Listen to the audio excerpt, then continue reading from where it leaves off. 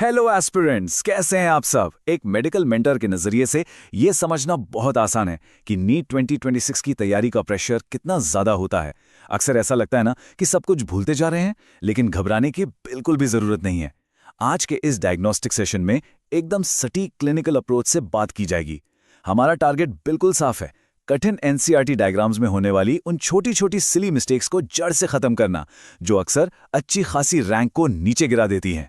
चलिए शुरू करते हैं। आगे बढ़ने से पहले इस बहुत ही जरूरी प्रिस्क्रिप्शन को दिमाग में सेट कर लीजिए। पेपर आसान आए या बहुत ही मुश्किल, वो तो हर एक एस्पिरेंट के लिए एक जैसा ही होने वाला है। जो एक अकेली चीज टॉपर्स को बाकियों से अलग करती है, वो है एग्जाम के उन 3 घंटों में अपने दिल और दिमाग को एकदम शांत रखना। अनिश्चितता से डरने के बजाय अगर सिर्फ उन चीजों पर फोकस किया जाए जो हमारे कंट्रोल में है, तो यकीन मानिए आधी जंग तो वैसे ही जीती जा सकती है। तो चलिए सीधा एक विजुअल ट्रियाज से शुरुआत करते हैं। ये एक ऐसा कॉन्सेप्ट है जो अच्छे अच्छे कैंडिडेट्स को एग्जाम हॉल में उलझा देता है। कॉर्डेटा के बॉडी प्लान की लेबलिंग के वक्त नर्व कॉर्ड और नोटोकॉर्ड के बीच बहुत भारी कंफ्यूजन होता है। भाई, दोनों ही शब्द एन से शुरू होते हैं, तो आखिर इन्हें एकदम सही तरीके से कैसे पहचाना जाए? इसका इलाज एकदम सिंपल और सीधा, और एनसीईआरटी के स्ट्रक्चर्स को अगर बारीकी से समझा जाए तो नर्व कॉर्ड हमेशा ऊपर यानी डॉर्सल साइड पर होती है और नोटोकॉर्ड ठीक उसके नीचे मौजूद होती है। ये एक बहुत ही कॉमन जाल है जहां एग्जामिनर बस एक पॉइंटर लाइन को थोड़ा सा शिफ्ट करके कैंडिडेट्स को फंसा देते हैं। इसीलिए सिर्फ एन लेटर के भरोसे बिल्कुल नहीं रहना है, बल्कि इनकी सटीक ऊपर और नीचे की पोजीशन को हमेशा याद रखना है। चलिए अब आगे बढ़ते हैं और बात करते हैं क्लासिफिकेशन निमोनिक्स और हायरार्की में बिछाए जाने वाले जाल की। द लिविंग वर्ल्ड में किंगडम से लेकर स्पीशीज तक के सीक्वेंस को याद रखने का ये क्लासिक निमोनिक तो याद ही होगा, कीप पॉट्स क्लीन और फैमिली गेट्स सिक। ये एक अचूक तरीका है, लेकिन यहाँ एक बहुत ही क्रूअर एग्जाम ट्रिक काम करती है जिस पर ध्यान देना चाहिए।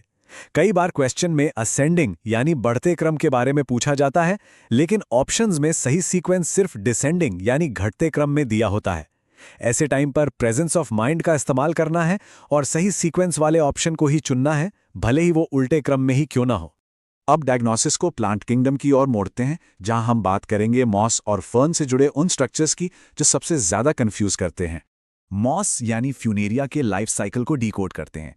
यहां सबसे जरूरी बात जो दिमाग में रखनी है वो ये कि मेन प्लांट बॉडी पत्तेदार गैमेटोफाइट होता है, और जो स्पोरोफाइट है जिसमें फुट, सीटा और कैप्सूल होते हैं, वो कोई आजाद पंछी नहीं है। वो स्वतंत्र रूप से सरवाइव नहीं कर सकता।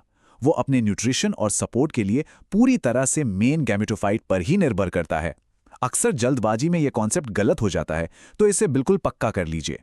स्फैग्नम को पहचानने के लिए एक जबरदस्त विजुअल ट्रिगर बहुत काम आता है। इस बाइसेक्सुअल पौधे में ब्रांचेस की पोजीशन एक बेहतरीन हिंट देती है। इसमें मेल ब्रांच हमेशा मेन एक्सिस पर, फीमेल ब्रांच की तुलना में थोड़ी ऊपर की तरफ होती है। बस इतना सा याद रखने से एग्जाम में विजुअल आइडेंटिफिकेशन वाले सवालों को चुटकियों में क्रैक किया जा सकता है।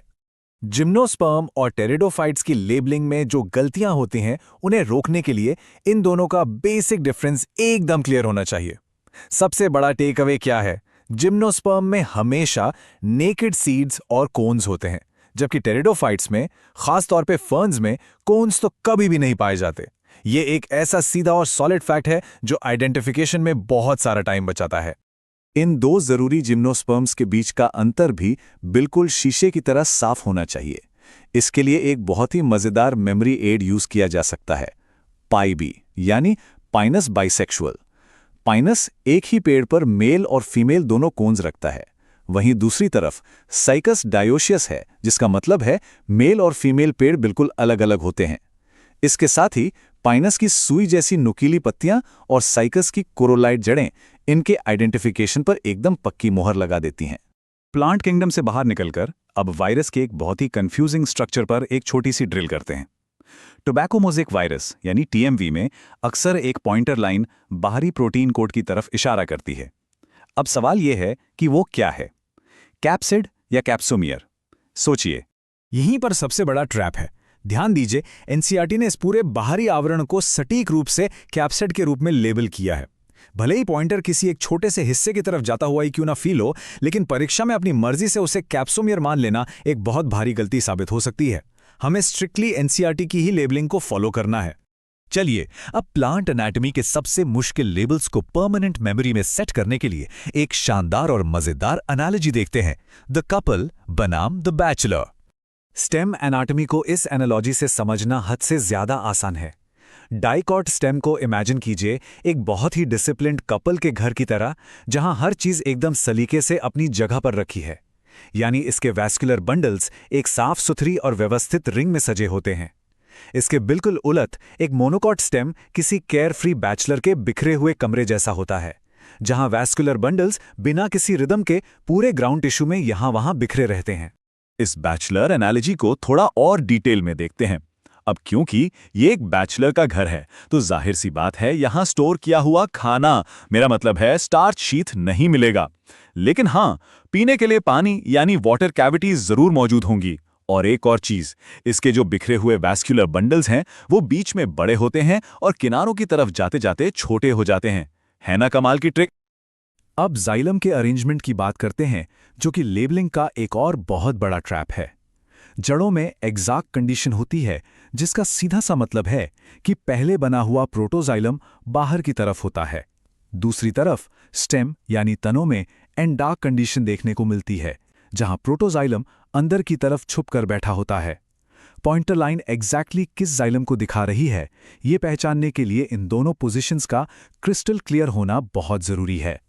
जड़ों के बीच का डिफरेंस याद रखने के लिए अंडा और ऑमलेट वाली एनालॉजी बिल्कुल परफेक्ट काम करती है। डाइकॉट जड़ों में वैस्कुलर बंडल्स कम होते हैं, यानी अंडे कम हैं, जिससे बनने वाला पिथ यानी कि ऑमलेट बहुत छोटा और ना के बराबर होता है। इसके अपोजिट मोनोकॉट जड़ों में 6 से ज्यादा वैस्कुलर बंडल्स होते हैं, यानी ढेर सारे अंडे, जिसकी वजह से उनका पिथ काफी बड़ा और वेल डेवलप्ड बनता है।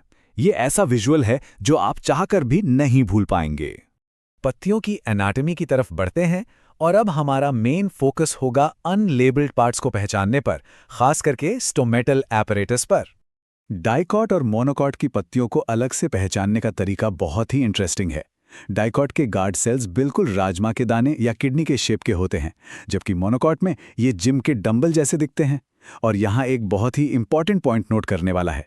स्टोमेटा के पोर की तरफ वाली जो गार्ड सेल की अंदरूनी दीवार होती है, वो बहुत मोटी होती है, एकदम किसी बुलेट प्रूफ जैकेट की तरह, जो पानी के लॉस को कंट्रोल करती है। फंगस के स्ट्रक्चर्स तो अक्सर दिमाग घुमा देते हैं, राइट? इसलिए ये एक रैपिड फायर विजुअल चेकलिस्ट आपके बहुत काम आएगी। फाइकोमाइसिटीज में स्पोर्स एक थैले यानी स्पोरेंजियम के अंदर बनते हैं, इसलिए वो एंडोजिनस कहलाते हैं। आस्कोमाइसिटीज में कोनिडिया बाहर की तरफ लटकते हैं, इसलिए ये एक्सोजीनस हैं। और बिसीडियोमाइसिटीज यानी मशरूम फैमिली में एसेक्सुअल स्पोर्स तो होते ही नहीं हैं, इनमें एक्सोजीनस बिसीडियोस्पोर्स बनते हैं। बस इतना याद रखिए और फंगस का कोई सवाल गलत नहीं होगा। और फाइनली ये है हमारा आज का फाइनल क्लिनिकल प्रोग्नोसिस।